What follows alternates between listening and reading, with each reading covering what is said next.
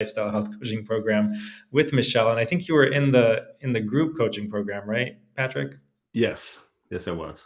Awesome. So yeah, we just wanted to talk to you and thank you so much for agreeing to do this, because I think it's really important, as I've said before, that when somebody meets with any success at all with long COVID or a vaccine injury, that we really kind of try to broadcast it, because there's so many places online where you go and you'll find that you're not even allowed to say that you got better because of XYZ. Like, I tried this and I got better.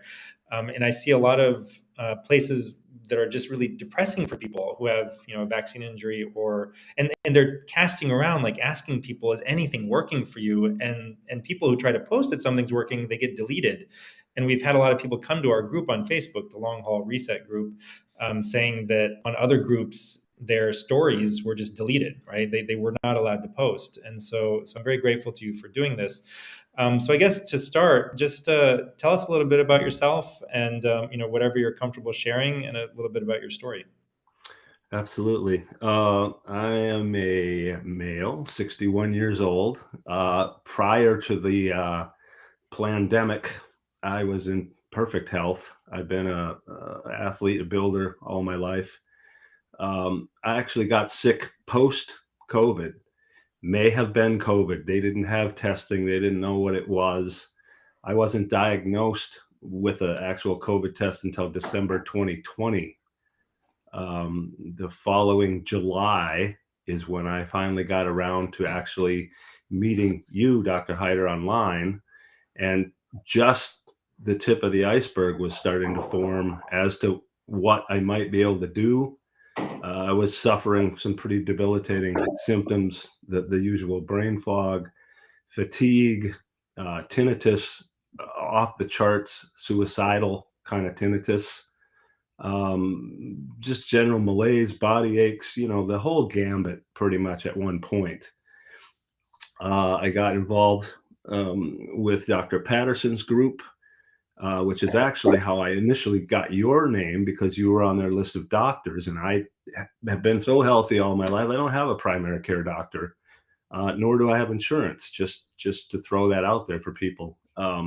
So it's been a real maze to figure this all out. But I went and, I had the test with Patterson's group, got their protocol going, had minimal success, had a lot of drug reactions. Maravirax specifically caused me a great deal of joint pain.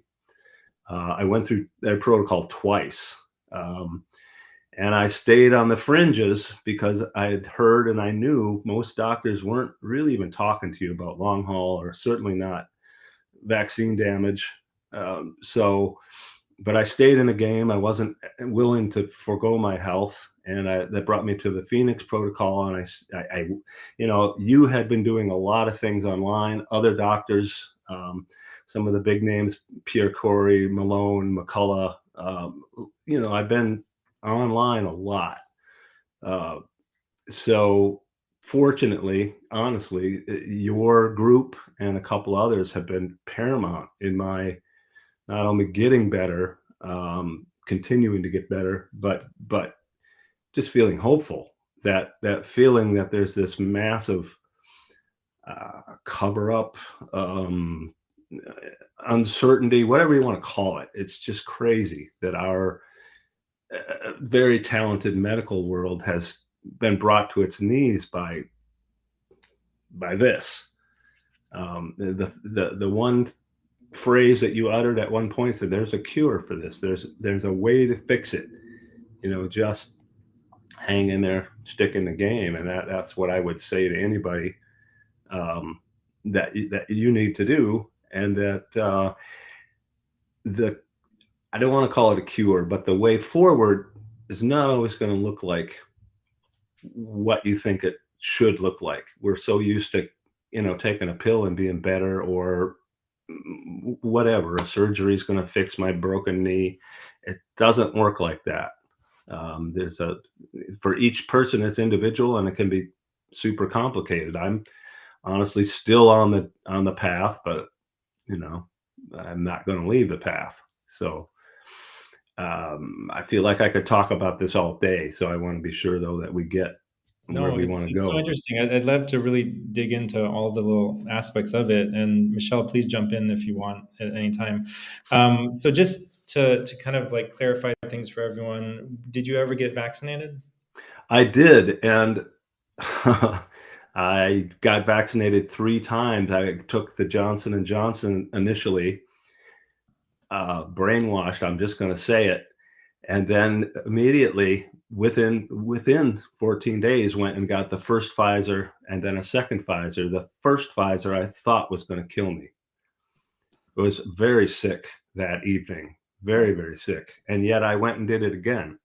So the propaganda is quite strong because I'm pretty self-willed person and try to really monitor what goes on with me, but I just, you know, I took what was offered, and I wish that I hadn't. And Just a quick did you get the vaccines? So I know some people got long COVID, and then somebody told them like maybe you should try the vaccine because it might help you.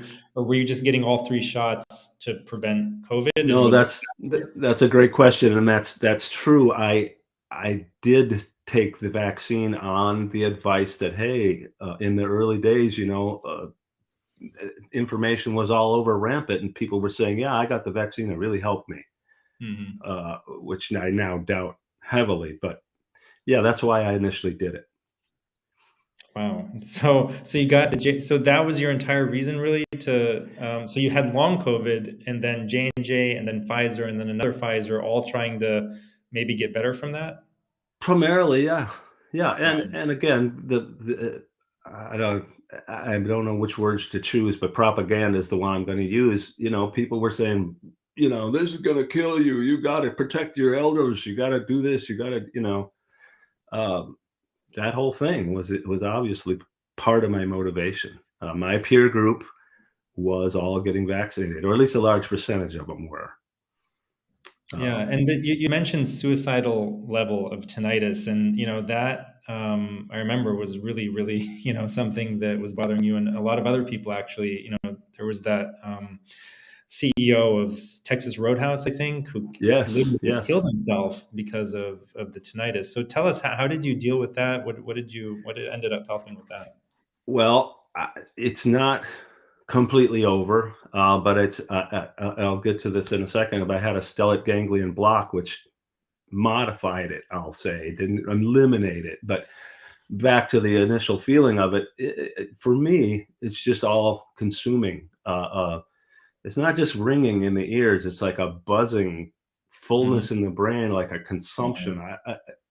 It's still difficult to describe, other than you want it to stop no matter what. And I played a little game, and it's an insane game, but because I knew people were killing themselves, I thought, well, I'll just play a game like how many different ways could I kill myself? And I honestly spent my days thinking like that, Yeah, wow. like, okay, it'll at least occupy myself, and Wow. in no way would I ever say that's a good thing to do, but it's what I did. Yeah. Um, So, and a lot of days in the dark, honestly, in a dark room with no noise, no stimuli. I used to call it sucking my thumb under a blanket. Period. Very debilitating, um, and you just want it to stop. That's all you could think about. Did things get like worse with those shots, or did they just not get better? Uh, I would say worse. I mean, I would at this point, with all of my research and everything that I know that I didn't know then, that a great deal of my suffering is due to the vaccines that I took. Hmm. I think that I ignored a super important sign when the second Pfizer. I literally didn't know if I was going to wake up that morning. It was really terrible. And Hmm. I, of course, went, oh, well, everybody says that, you're going to have a strong reaction, and that means the vaccine is working. Mhm. That's insane. Yeah. So now at least I see it that way. That's how I framed it then. So, So you had gotten involved with Dr. Bruce Patterson's group, group, and they are really, their main approach is Mravroc, and sometimes they add Plavix or Pravastatin, and sometimes aspirin. But their main thing that they're pushing is Mravroc, and I haven't seen a whole lot of success with it, although I've used it on probably a couple of hundred of their patients that they referred. He himself says that if people take it for 3 to 4 months, he sees like 85% improvement. Although he doesn't really quantify like how much improvement. So he's a real believer, but I think he's also kind of patented the use of Mravroc for long COVID. So and also, he charges a lot for his tests now. He has 2 tests that are nearly $500 each. Yes. So there's a little bit of bias there, perhaps. And I've discussed it a bit with Pierre Corey. I mean, he also hasn't seen a lot of like this. The tests will sometimes, like, they don't always correlate with your symptoms. Like, they'll be like positive and then negative and then positive, and it's like, is this meaningful at all? I don't really know. I used to think that maybe it would be helpful for tracking, and I may have told you that also at one point. So how long were you able to take and was it just Mravroc, or were there some other things in that initial? The initial protocol, which you actually wrote the prescriptions for, was ivermectin, and thank God for that drug, Mravroc, and prednisone. I'm trying to remember that there was one other. I think that was it. And then when it came around to the second go around, because that was in the summer of 21. I met you online in July, and then I went through that protocol with you, and actually got better into the fall. Went to Colorado to hunt like I always do, and then just fell off the cliff again, and came back around for a second test with them back in about December, February of 22. And then had a long 3-4 months with Mravroc, Pravastatin. What's the mood? Trying to remember all my drugs here. There's been so many. Maybe they might have. No. It was I'm sorry. Was it from them? One of their recommendations? Yeah, it was one of their recommendations. It was I've blocked it out because I used it. It's a drug similar to Celexa. It's a SSRI. So was it fluvoxamine? Yes, it was. And I had a very bad experience with those drugs when I was a younger man, and I weaned off them I didn't wean off. I just cold turkeyed off them. So I never wanted to take them again, but I did take them again. And anyway, I'll just be straight up. My experience with his protocols wasn't good. I wouldn't dissuade anybody from trying whatever might work for them, but my experiences with all of his drugs pretty much created more havoc than it helped. And I'll just be clear about that. I'm not going to say great or bad. I'm just going to say it didn't work for me. Well, you did mention that ivermectin was helpful in some ways. So do you think you've mentioned 3 or 4 drugs here: ivermectin, Mravroc, prednisone, Pravastatin, fluvoxamine. Do you think out of those, the only one that made a difference was the ivermectin for you? I think so. Just recently, I don't even get COVID tests anymore, but I do get sick. Recently got some kind of cold flu bug. I don't know what. I was traveling for this treatment, and I have a lot of ivermectin. I took it, and it seems to knock this thing right down. Anytime I feel not good, I take ivermectin. It's a very small dose, and it seems to work well for me.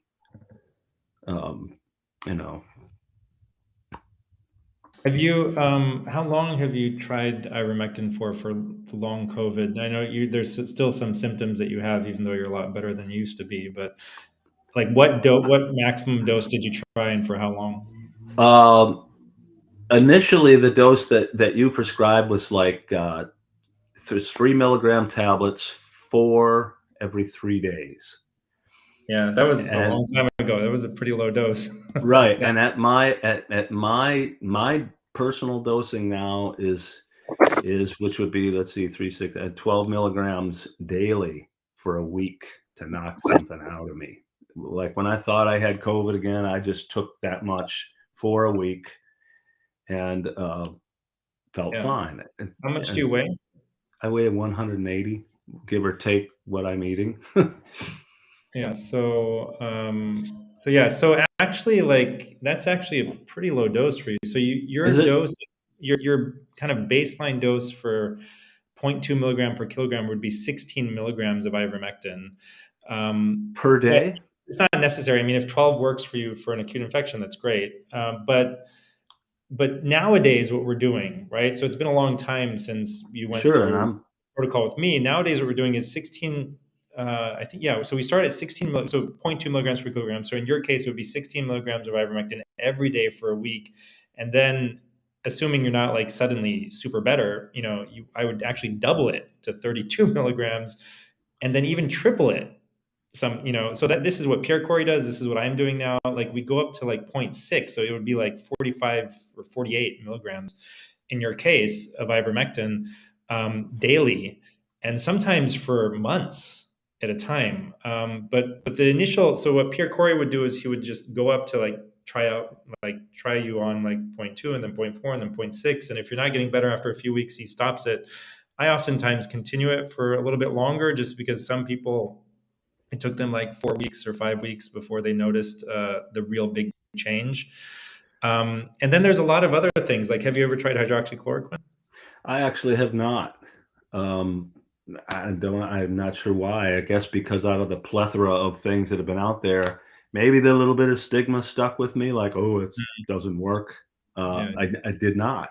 And I can't give you a good reason for that. Yeah, so that's another one that's really safe. I usually use it up front, really, nowadays at least. And low dose naltrexone is another one that's really mild and very, very safe. So nowadays Mhm. I'll usually do ivermectin and low dose naltrexone in the first month, and then there's some data that's been shared with me and others that a short course of antibiotics for just 1 week helps a lot of people. So sometimes I'll try augmentin and rifampin. It's just cheap, you know Mhm. off-label antibiotics, and just for 7 days. And the idea there is that people may have their gut bacteria may be affected. The gut bacteria themselves may be infected with COVID, Sure. and even the people who got the shots, the mRNA may have like gotten into the gut bacteria that are now producing the spike protein. So not just that your own cells are producing it, but maybe gut bacteria have taken it up and Yeah. started using it to make spike proteins. So anyway, there's a lot of different approaches. So I would actually let's talk offline about other things that maybe we can try going Sure. forward. But That'd be great. yeah, so tell us about yeah. You said you had no PCP, no insurance. I mean, so this stuff can get expensive. I mean, even just like a lot of these drugs aren't super expensive, but if you have no insurance, they can get expensive after a while, right? So Absolutely. Maraviroc. especially Mavrock, right? Yeah, that one's insanely expensive. There is something that actually you suggested, Viv Connect, uh, Yeah. which I got involved with, which ultimately paid for that drug. Otherwise, I probably wouldn't have taken it. It's $1,500 a prescription, something like that. Yeah, yeah. So It's there's a manufacturer kind of like program that gets it basically pays for it for up to a few months, I think, up to three or 4 months, and that's called Viv Connect, VIIV Connect, I think. And correct. I think if I remember correctly, it only works. I thought it only worked if you had some insurance. You had no insurance though, right? No, no, no. Great, So great. Um, yeah, they're very great though. Every time I talked to them, they were super nice, professional. They worked out because I've been moving around during this whole process. They would get the drug to wherever I needed it to get to. So they were real good. Yeah, so you mentioned that it was kind of it was pretty hard on you. You had a lot of side effects, and so in from my memory, from what I remember, you were like the one. There were one or two people, including yourself, who really didn't tolerate Mravrock. One other person had some really bad stomach side effects, and you had I think you said joint pain, right? I did, yeah. So in my experiences, like 1% of people get pretty sick on Mravrock. 99% of people are able to tolerate it, but still, I don't start it. I don't like to start it up front anymore. because you can see a lot of like possible side effects when you look at the the insert in that medication box. Yeah. and and plus it's it's expensive for most people, and so I usually like delay it for a few months until I've tried a lot of other stuff. Hmm. I also oftentimes fluvoxamine, it's kind of like a hit or miss thing. Some people do well, but probably 10% of people have a lot of side effects. Yeah. Um, and like you said, you used an SSRI when you were younger, and your brain can kind of just get hooked on it, right? So it's not something that I love to jump straight to. So personally, like I was talking yesterday, I think or maybe the day before that, with Michelle, right? We were doing an interview for Children's Health Defense that's going to be airing on Saturday. Awesome. I was just describing that personally, I like to go for kind of like natural cures first, and lifestyle stuff, and supplements perhaps. That's just me, it's just my personal preference. But how is it for you? Like, was that something that you kind of grew up with a proclivity for, like lifestyle change and stuff, or was it something that you had to finally arrive at after trying medications and things? As I said to Michelle when I started the group, I had been doing a lot of personal growth things throughout my life, and so diet wasn't a radical change for me. Although the big ones, caffeine, alcohol, and sugar, are always my mortal enemies. Mm. That I have to, well, I've actually stopped alcohol for the last 2 years. Sugar, I really, really try to watch it, and caffeine is pretty easy to quit as well, although it wasn't initially. Um, I, I love the approach of it. The whole, I call it the kind of the whole wheel. Imagine spokes, and if they're all functioning right, your wheel's round and turning well. If one of those spokes is broken or whatnot, you got a flat spot. So it part of it was a little difficult, but not. I mean, I would recommend it to literally anybody because it's a whole life concept, and it isn't just about long haul or cancer or whatever you may be dealing with. Your whole life it's cyclical, and you need to look at all parts of it, and that's what I love about what you've done. I didn't initially think I would learn that much, but every module I was like, wow, well, I never thought of that, or oh my goodness. So really great morsels for me. You know, not uh, just good all around good. That's my statement. Yeah, you were, Michelle, for Michelle, you were like the A plus student, right? You were the one. That's what Well, she was telling me, that Yeah, you were always involved, my right? my grades haven't come yet, so I don't yeah. know, but But Flying colors. yeah, I think you were maybe the only person who never missed a single call. I think that's the case. Yeah. Like yeah, at least everyone missed one for one reason or another. But yeah, right. you never missed a single call. And I think that this is really great just for, your journey and how much and the things that you learned along the way, but also like in support of other people. Because now I feel like you're a resource that everyone kind of, sometimes in the calls it'll be like, people are talking to Patrick, not me. I'm like on the side. so, Well, so as yeah. as Dr. Hyder stated, all of us bear a bit of responsibility in this to Mm, share what we know, to speak the truth, to give back. Um, you know, like I said, this is my journey. I'm not going to stop. So it was a pleasure to be in the Phoenix Protocol. Honestly, I, I was I feel lucky to have found Dr. Hyder initially, and then what you guys are doing to further this whole mess in terms of curing or helping people. mm. It's great. So Yeah, I And mean, I thought it was so important because I've actually seen people who like were dirt poor, right, overseas in Jordan, which is in the Middle East. Like they're like Bedouins, right? Like they can't even barely afford like medication, right? And over there, medication is really cheap. This stuff that comes from China and stuff, it's super cheap. And And I've seen, and these people, like, if they get cancer or something, they're like really stuck between a rock and a hard place, because then they go to the doctor and the doctor's like, it's going to be like $100,000 for like surgery and chemo and maybe even more, right?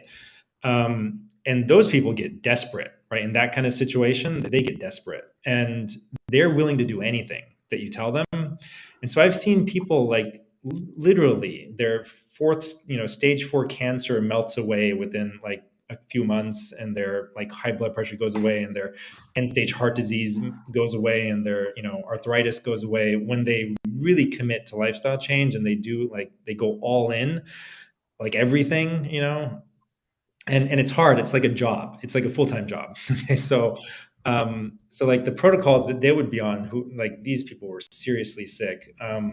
They would be like juicing like 6 times a day and like get rid of all the stuff they were eating before and completely like get on to like whole foods, all natural, no grains, and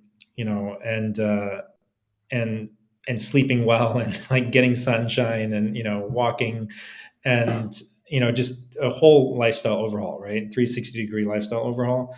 And like I said, I mean, it was a lot of work. They had to learn a lot and they had to do a lot to kind of like keep up with it all. And it's not like they had to do that for the rest of their lives, but they did that until they kind of got better, and then they were able to kind of like go back to a more normal thing. But unfortunately, a couple of them, again, they like literally had stage 4 cancer, went away, and it was undetectable. And then like a couple of years later, they start going back to McDonald's and like, just kind of forget this whole thing. And then it comes back, it comes roaring back. It doesn't even like, it's not even a little bit. It's like it was just waiting there in the wings. And so I think that, this might be a little bit off topic, but I think that my personal view of health is that you can fix most anything if you're dedicated enough to like a really healthy lifestyle, right? And then you might need a little bit of help like optimizing micronutrients, because our soil has been super depleted, and it's just like what our 4 or 5 generations ago, you could have just eaten whole foods and been fine and had enough of everything you need.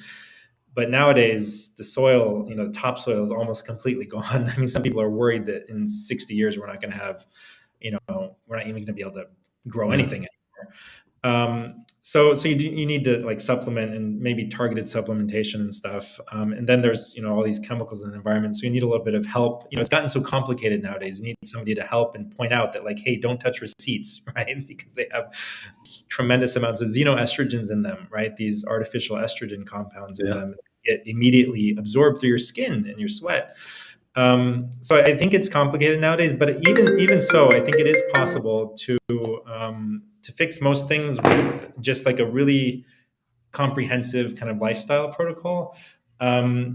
But even that is like, I think one step removed from like really, really deep healing. So I think really profound deep healing that like where the problem is like literally like actually gone, right? So like those people, their cancer was just like suppressed, right? Like they had gotten rid of any outward manifestation of it, but the cells, there were still some cells there and their body was still prone to it, right? There was still this, like they could easily go back to it. But like completely, washing the slate clean, I think is possible, but it takes like a really deep kind of spiritual transformation, right? And it's not something that's easy to even like teach somebody to do or like explain how to do it. But I do believe that all illness comes from like a higher plane of our existence, right? So I think the physical plane is more of like a reflection of something at a higher level, like a spirit or, a soul kind of level. So anyway, like I said, it's a little bit off topic, but just wanted to mention that. So getting back to your story, tell us, so you said that you've gotten better, but can you kind of like take us like through the timeline of like the severity in the beginning, and then, okay, so you took some ivermectin for a while, like how much better did it get? And then, once you started kind of like the lifestyle stuff, and then when you did the stellate ganglion block, can you give us some sense of how your journey has been? Right. Well, the initial, diagnosis with COVID didn't didn't come till December 2020. I had been fighting some bug prior to that. Then I got vaccinated, thinking that that would help me with my current, what I didn't even know was long haul. Long haul's still pretty gray sometimes. I got involved with Patterson, did those protocols. That brought me into fall of 21, and I felt pretty good. I felt good Yeah, enough to go yeah, out. yeah, that's interesting. I just want to kind of like let's double click on this thing. What do you think happened in the fall? Like after you got better, you went. You said you went on Well, a trip. I guess I should mention part of the protocol that I didn't mention was autophagy. I fasted. Mm, I stopped alcohol. I stopped caffeine. My diet was sparse but healthy, and I was outdoors a lot. I was in a sauna every other night, probably. I was in the northern Minnesota at the time, a pretty mm, healthy spot to hang out. But I was really lock, stock, and barrel into changing my whole outlook. Um, it was I would credit it as much that as the intervention. It was also probably the ivermectin and the other things that you had initially prescribed, but I literally did a 180. mm, Um, so I think that probably was a good portion of it. I went out, I got very active, which, as you know, can kind of re-trigger things. So there was probably that. yeah, I didn't drink again, but I did, I ingested more sugary things, different foods. I kind of got off my real, lack of a better term, military, diet and yeah. regime. So, and I went from there down to Florida, and it literally just fell off a cliff. The tinnitus, the fatigue, all those things have roared back, which brought me back to Patterson's protocol, and then went through that process, but felt worse.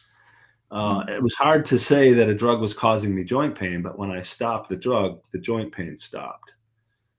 It's a scary place to be because you're like, no, it's got to be what this disease is doing to me. It can't be the fix, can't be mm, worse, mm. but it was in my case. And so then I got really kind of sidelined. I watched my diet. I did all these protocols, autophage and so forth.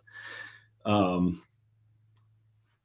and it brought me in a long winding path to the stellate ganglion block, which I most recently did, which I'm not going to tell anybody out there is a miracle cure for what I had, but it did reset me in mood. It reset a lot of the pain in my neck is gone.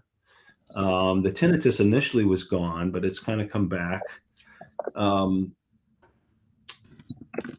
it got me further down the path. And so from that perspective, I would recommend it. And I would certainly, it was a Hail Mary. I talked to Dr. Grossman when I was at his clinic and said, look, I don't know if it's going to work. He said, well, I can guarantee you that for these things, primarily brain fog, they're treating happily, and taste and smell issues, they can kind of nail those down. Mm. But he asked me after the second one, said, how do you feel? And the word euphoric popped out of my mouth, just popped Wow. out. So there was definite benefit. And so my concern at this point is I don't want to lose that ground, because everything to this point has been kind of like climbing up a ladder. You don't want to slip and fall back down. So, yeah, what was so exciting to me when I spoke to Robert Groisman was that it really, like, this light bulb went off that if that works, that means that all these other things should work really well if you stick to them. So, other things that reset the sympathetic nervous system, right, should also work and help to get you back to normal. So, like the tinnitus, for example, if you like learn to auto-regulate your sympathetic nervous Right, system, essentially, where right. you don't have to go and get a shot to do it, you learn to do it yourself, which is a trick that you can learn, right? So, Sure. and it's part of like all these ancient medical traditions, the breathing and the meditation and the yoga and you know cold plunges and sauna, and nowadays we have a vagal nerve stimulator. So did you incorporate any of these things into your I routine? actually plan on using a vagal nerve stimulator soon. I'm just shopping for the to get it Mhm. actually hands on. Yeah, I think just briefly, one of the things you had talked about is, a person is sick for so long. Sick for a long time. I think that reset was literally kind of just an Mhm. awakening for me, like, ooh, Mhm. get a quick rest, and now I can kind of calmly go back about the business of how to stay that way. I think honestly, the tinnitus is a result of the vascular and the inflammation stuff in the back of my neck and head. I think that then when that's flared, it manifests in tinnitus. I don't think it's hearing damage and all the other different things that you hear No, about. yeah. So what he pointed out to me that I had never really thought of or realized or learned in med school was that when the sympathetic nervous system is like always like out of control, turned on, like ramped up like that, it causes inflammation everywhere in the body. So it's Yeah, actually the root cause of a lot of the inflammation going on. yeah. And so, honestly, the inflammation, which spike protein or not, it's there. Um, you know, so those are the things that I have to really target on is inflammation, and I'm real curious about stress, and does it actually create inflammation all on its own? So I try to stay as stress free as possible, Mm. um, as zen as possible, because anytime I get any kind of agitated, it seems to flare. So Yeah. I think one of the benefits beyond like learning something in a group coaching program is just the group itself, right? Like you have this kind of support system, and you get like some support from other people going through the same thing as you, and I think that is also has a calming effect on the sympathetic nervous system because it's a community, right? And yes, we just lack community nowadays. That's like one of the things that has and our ancestors and historically helped us to regulate our nervous systems was having like close family ties and like multi-generational households and tribes of people and like all this interconnection, right, that helped us to just like relax and calm down and feel safe.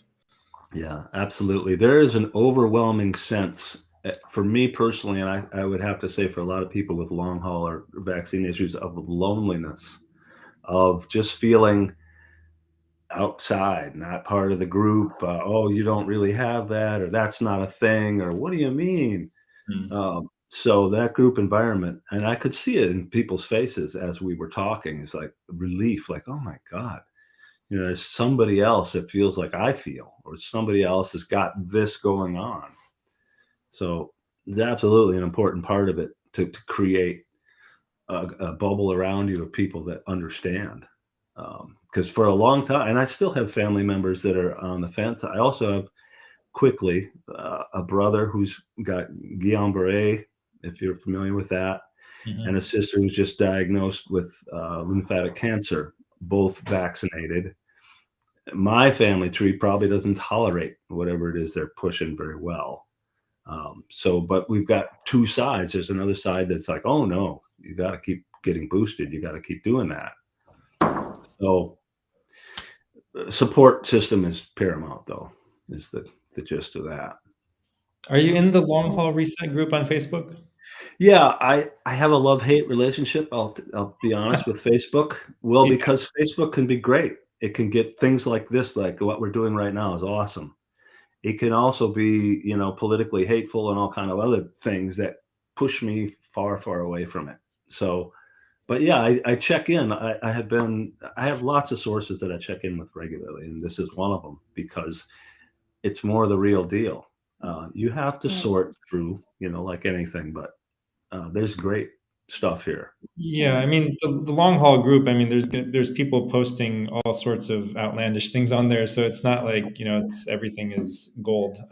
There's a lot of other stuff in there, but Sure. just you're mentioning like this issue with politics, right? Like I think sometimes that a lot of the really close friends I had growing up, if I met them today, we might be like the worst enemies if we start talking about politics, right? And that's really sad, right? Like growing up, I didn't know what anyone thought about any political issue, any of my friends, right? It never crossed my mind to wonder what they thought about something or ask them about it. And so, I mean, certainly like there are issues that people hold very near and dear to their heart, and myself as well. But I think we need to, I think, take a step back and just like not let it destroy relationships and create all this bad blood. Yeah, absolutely. And I think, that goes for the scientific community too. You need to really, pay attention to what's real medicine and what's this propaganda medicine and or, people just swatting you down. Yeah, absolutely. Tell us a little bit about so the group coaching. Like, what were some of the things, your takeaways from the group coaching kind of modules? What did you? Which ones did you enjoy the most? Well, like I say, all of them offered me, a little tidbit. I'm interested in eating well, and I think I eat well. And Michelle, this might make you smile, but I looked at some of those modules. I go, I don't eat well. You know, I do honestly, but there's always you can always do better. There's always more, and it's really horrifying to find out how bad sort of that state of our food health is.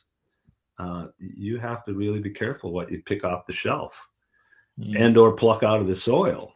Turns out, so that was a big one for me to kind of reconcentrate my efforts on a healthful diet.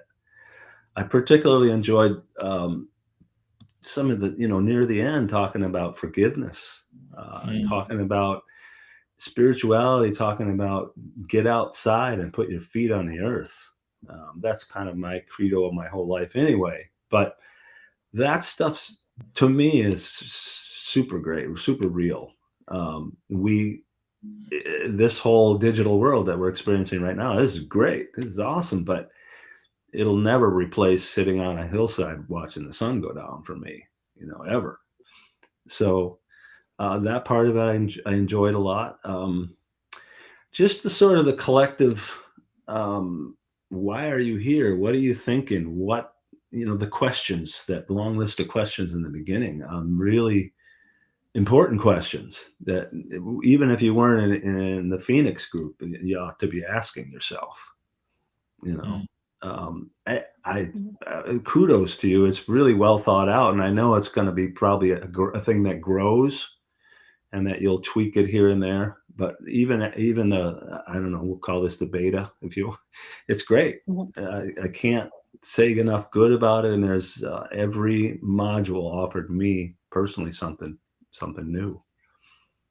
And again, back to the group environment where you get out of your sick modality and like talk to people and offer solutions and listen and converse.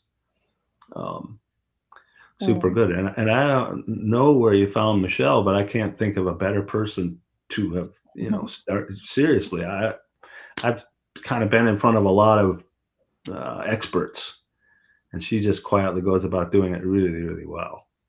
So Yeah, she's like a yeah, totally. I was saying the same thing in this CHD interview, that she's like perfectly aligned with like my entire approach. And it was like I interviewed so many people, and then I interviewed her, and I was like, oh my God, she's the one we've been waiting for.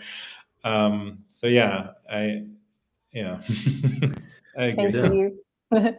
Yeah, I think Patrick had, I think that, there's a couple of other people, and Patrick and Mark and some other people on the calls, and sometimes other people won't be on the calls and it'll just be us. And I think we're all secretly like, yay, okay, we can talk about the things we like talking about because we have this good alignment about, I think me, you and Mark had a few calls where we even went slightly off subject, and he was speaking about his experience with the lady who does kind of that brain stimulation.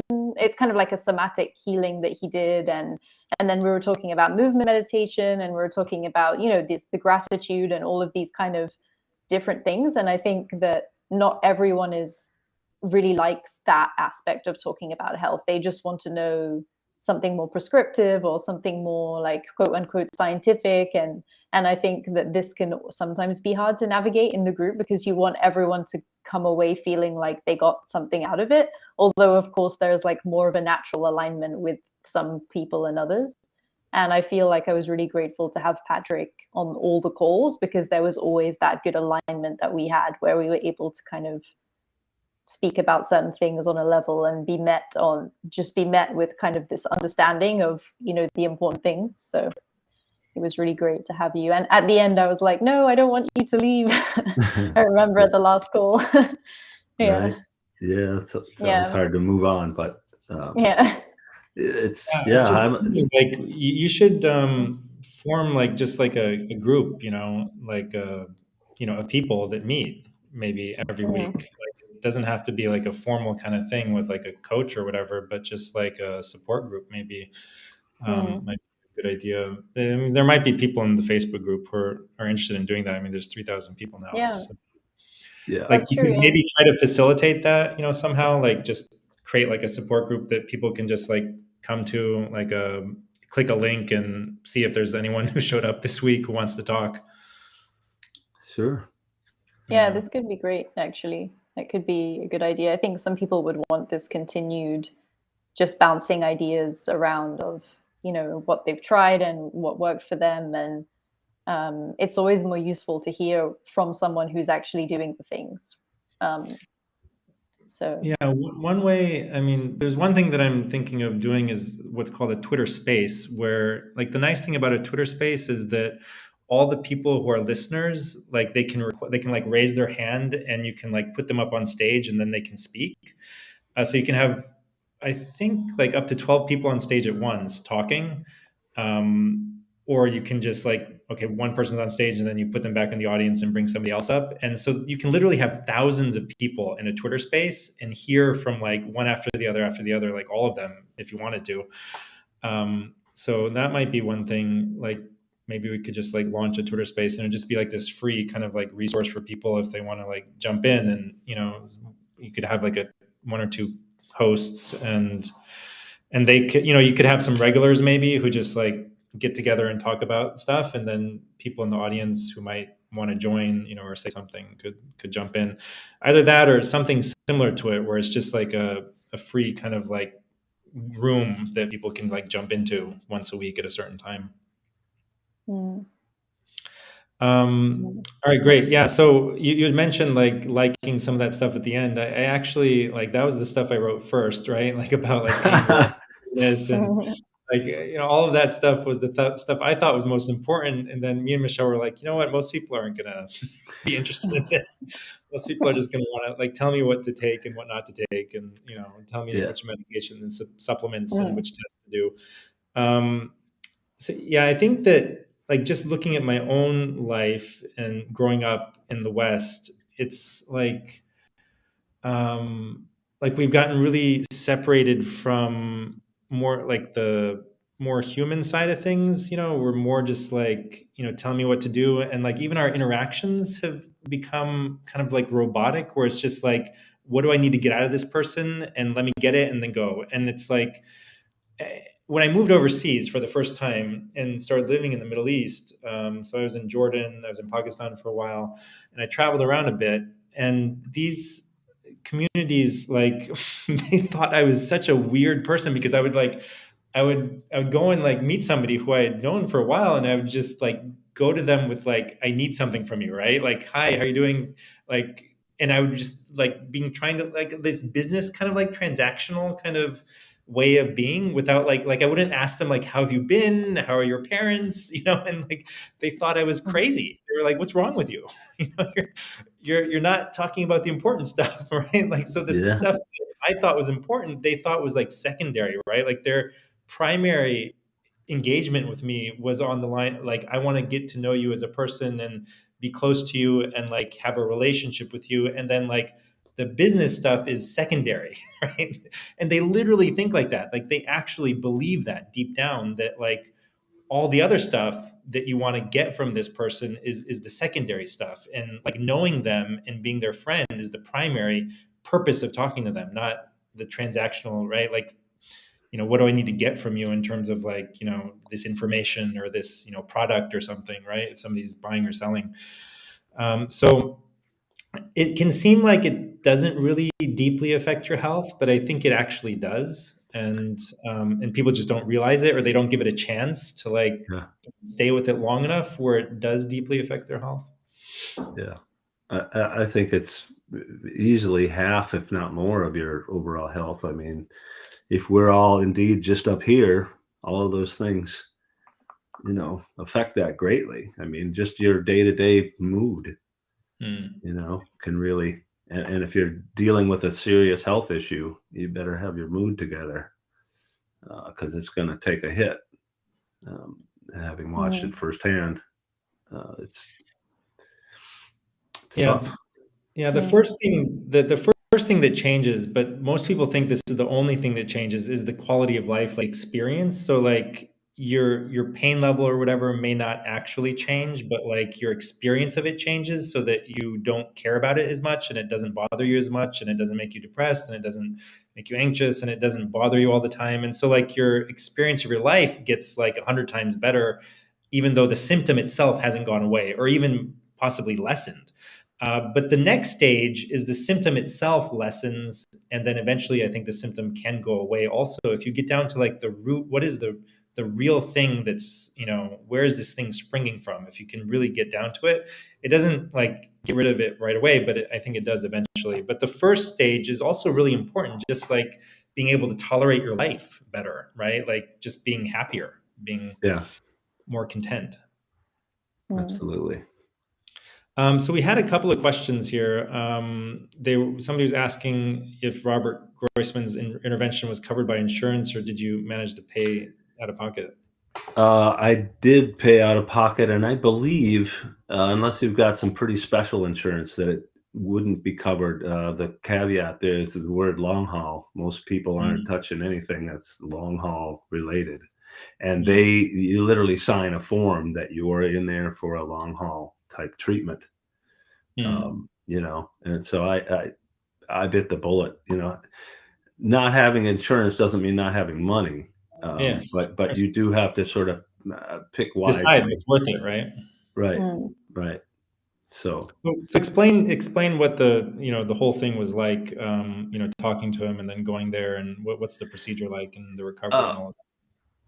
I will give him 5 stars for sure. I had a difficult journey there. I traveled from Minnesota to Dallas, and my favorite airline, American, was late.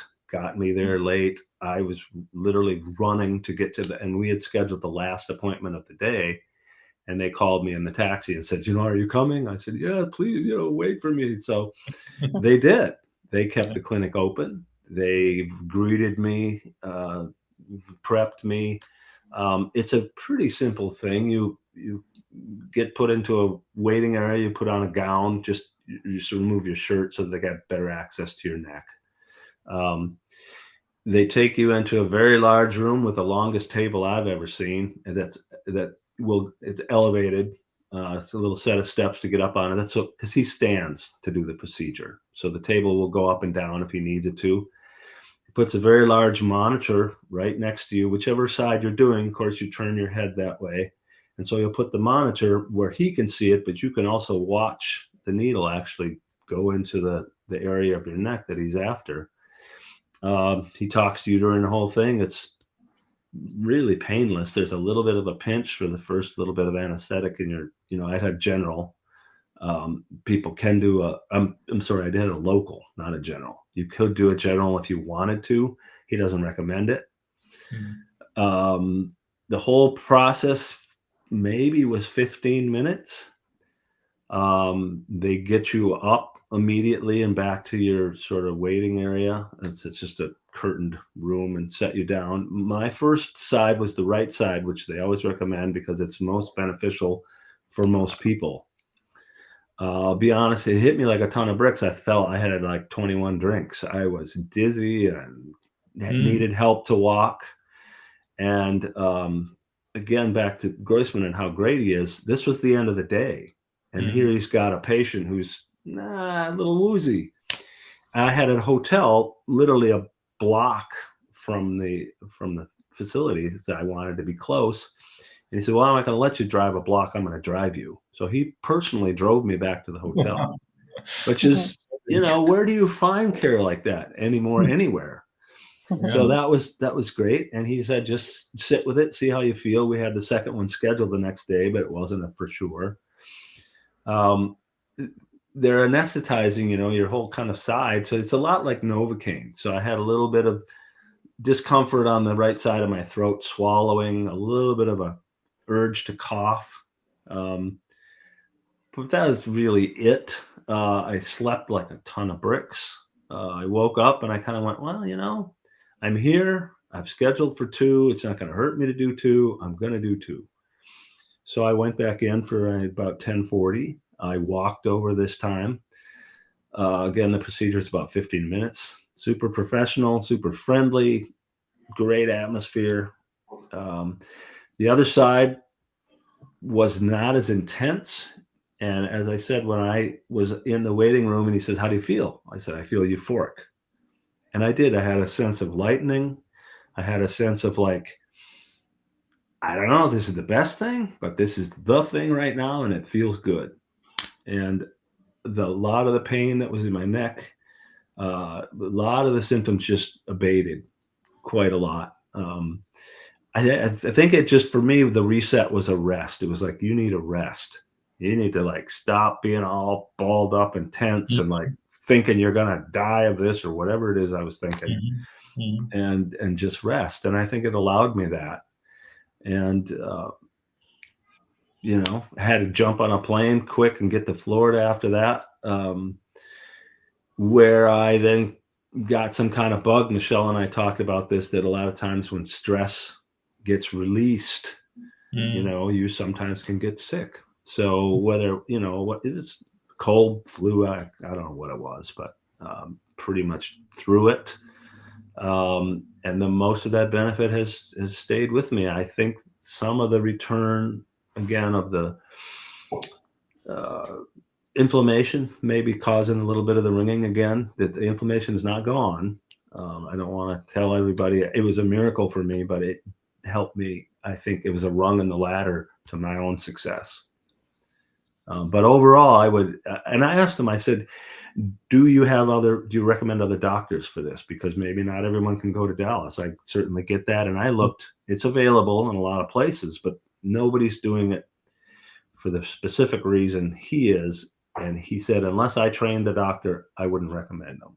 So that was good to know for me personally, because I thought, well, did I just waste a whole bunch of time and money? I don't think so for me. So, but a super great guy, good staff. Can't say enough good about him. And it was funny because I watched your interview with him on the summit. So when I met him, I felt like I knew the guy. It was great. It's weird, but he's as genuine as he appears. So. And you've recovered from. Sorry. Go ahead, Michelle. Oh, I was going to ask if you've recovered from the cold. You feel like you're almost over it. Yeah, on the mend. There's still some congestion, and it's so funny nowadays, because with all the variants and the blah, blah, blah, is it COVID? Dr. Hyder, I appreciate you saying, I just treat now. I don't even test. Don't even think about it. Yeah. And I just, because I'm so tired of anything COVID, that I just now I know how to be healthy, and I steer myself in that way, and I steer myself away from this aura of horror. It's just tired of that mindset, that this is some killer thing and that we're all going to die, and it's just not true. Yeah. People sometimes think I'm like trying to spread fear, and it's like the opposite. I'm saying, I said this on Twitter. It's like if you have a bunch of like lemmings, right, running off a cliff, and one of them saying, "Watch out! There's a cliff right in front of you." He's not trying to scare you. He's trying to tell you to turn around so that you don't die. Yeah. And so, like, what I'm trying to say is, like, you need to know what to do to deal with this problem, which can be dangerous, but is also easily fixed, right? Like, you just have to know what to do for it. Right. So, yeah, I think that's important to explain to people. So somebody had asked, to explain what the stellate ganglion block was. And I think, reliefbeginshere.com is Dr. Robert Goisman's website. But essentially, like Patrick here explained like what the procedure is like, but they're basically injecting something that blocks the sympathetic bundle of nerves in the neck that's sending all the sympathetic kind of signals into your head and neck area. And that helps to reset the nervous system. And as you described, usually he starts on the right side because some people are really hyper dominant on the right side. So just Right. the left side doesn't really do much at all. And so it's all on their right side.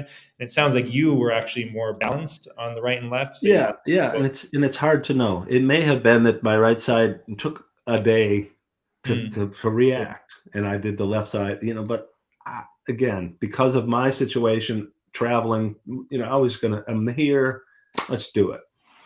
So, and there was some apprehension, of course, any time you think about a needle, but they're really great too. They don't like show you the needle, and they don't, they just go quietly about what they're doing. You can watch on the monitor.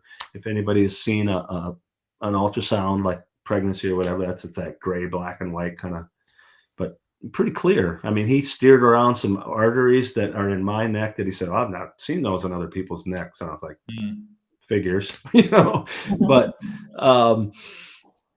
just all a great experience.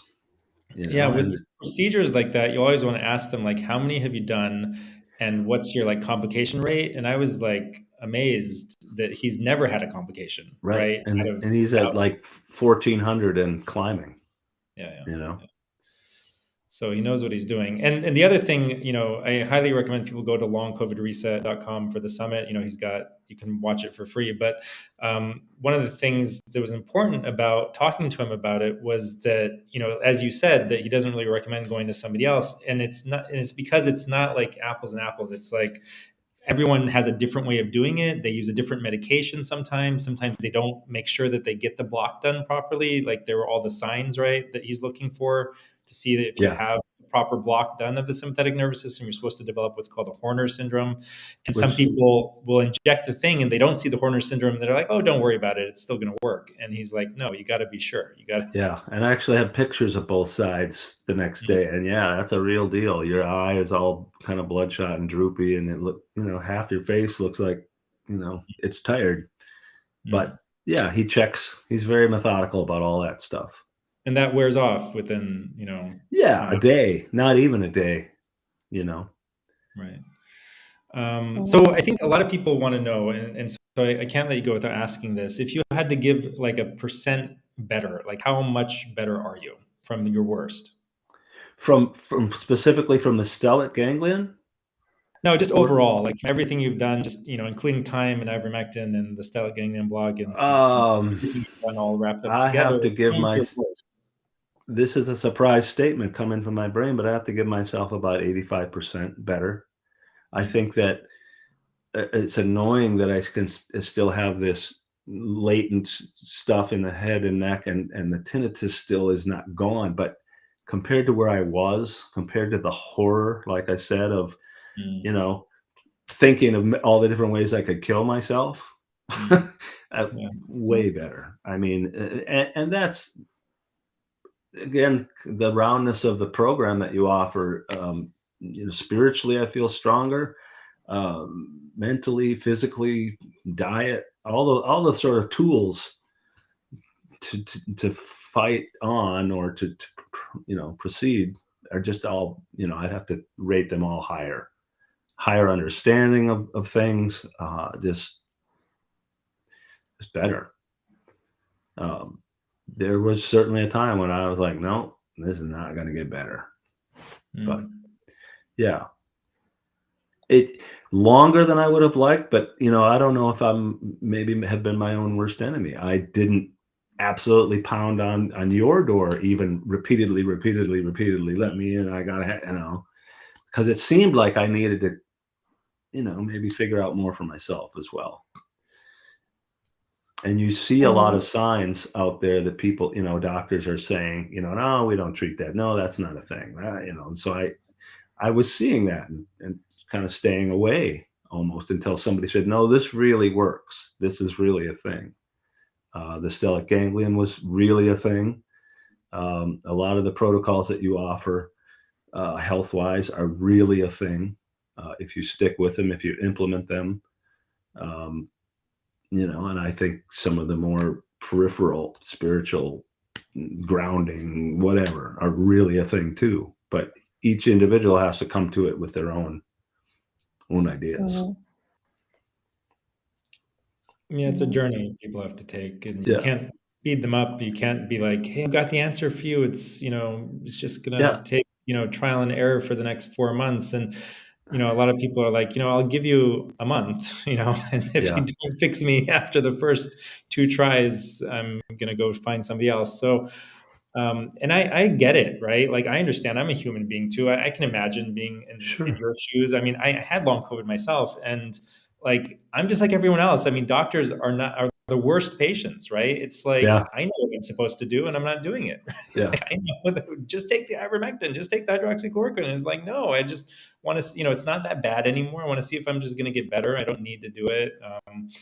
And I just don't want to buy the medicine or whatever, or risk it or whatever. I mean, there's so many things that hold you back, right, from doing something that might fix you. So I'm really glad that you tried the stellate ganglion block, and just want to kind of like reiterate that since it worked so well for you, that like, if you double down on that, like fixing the sympathetic nervous system, I'm sure that you'll feel a lot better. So this brings me to my favorite topic, which is cold plunges. Have you ever tried a cold plunge? I actually have, having grown up in northern Minnesota. I mean, we used to go from the sauna right through a hole in the ice. Mhm.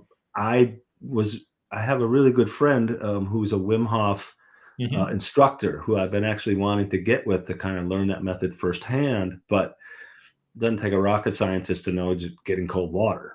And so I'm actually right now I'm in Florida, but I'm traveling back to Minnesota. So I plan to cut a hole in the ice and start doing some plunges.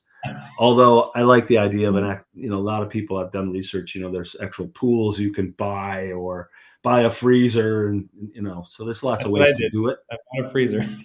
Yeah. Well, yeah. And I'm all for it. Because sauna has worked so well for me. And I actually, the cold plunge of it, I'll stay in the cold water a long time and there's a definite benefit. So, it just hasn't perfectly aligned, but that's on the list for sure. Awesome. Yeah, definitely. I highly recommend doing that, because for me, it seems like one of the things that's more towards like the faster side in terms of how quickly it helps. Similar, like the stellate ganglion block, I think is all the way, like it's just like instant for a lot of people. The cold plunge, I got, I had these lingering like anxiety and sometimes insomnia and sometimes some numbness in my hands. And it all just kind of like disappeared within a few days of starting the cold plunge, like a week maybe it took.